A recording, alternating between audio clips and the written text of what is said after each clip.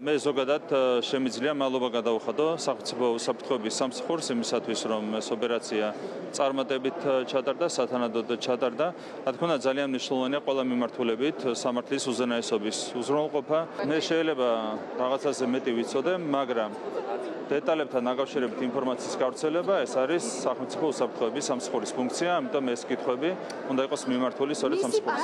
ბაჩიაშვილი ზოგადად ხა სასამართლო დაადგენა და გამოძიება გამოვა იმედია მტკიცებულებების ერთობლიობა არავის ეჭვს არ უტოვებს, რომ დამნაშავეა, მაგრამ ჩვენი გადასაწყვეტი არ არის. აქ შესაძლებელია დასაშვებია, რომ ვიღაც მოწამლონ, მით უმეტეს თუ კი ბიძინა ივანიშვილთან აქ სასამართლო დავა. ეს არის იდეა.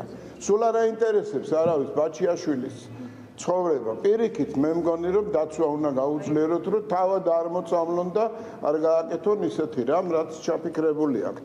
რომ როგორმე საქართველოს დაარტყან, მის ავტორიტეტს დაარტყან. თუ ოფიციალურად მოხდა ეს ექსტრადაცია ბაჩიაშვილის, რატომ არ გადმოსცეს ის ოფიციალურად ქართულ სამართალდამცველებს?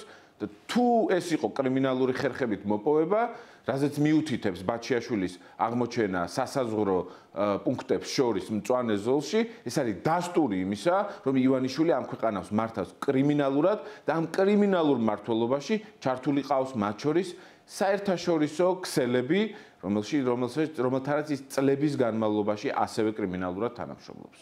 ამ ადამიანს ციხეში სვავენ იმიტომ, რომ ფული გამოძალოს ბიძინა ივანიშვილი. ეს არის და ეს. თუ ბაჩიაშვილს რამე დანაშაული აქვს ჩადენილი, ესე იგი ბიძინა ივანიშვილსაც აქვს დანაშაული ჩადენილი, ხო? ერთად ქონდათ საწარმო, ერთად აკეთებდნენ იმ ეგრეთ წოდებულ მაინინგს და გამოიმუშავებდნენ ბიტკოინებს, ერთად შეულობდნენ ფულს, ახლა ერთმანეთში რაღაცა ვერ გაიყვეს, ვინ არის მტყუანმართალი, მაგას ეს სასამართლო გაარკვევს, ქოცური სასამართლო, მურუსიძის სასამართლო დაადგენს სიმართლეს ამ ორ მეწარმე სუბიექტს შორის, ვინ არის მტყუანმართალი, ამის გჯერათ თქვენ?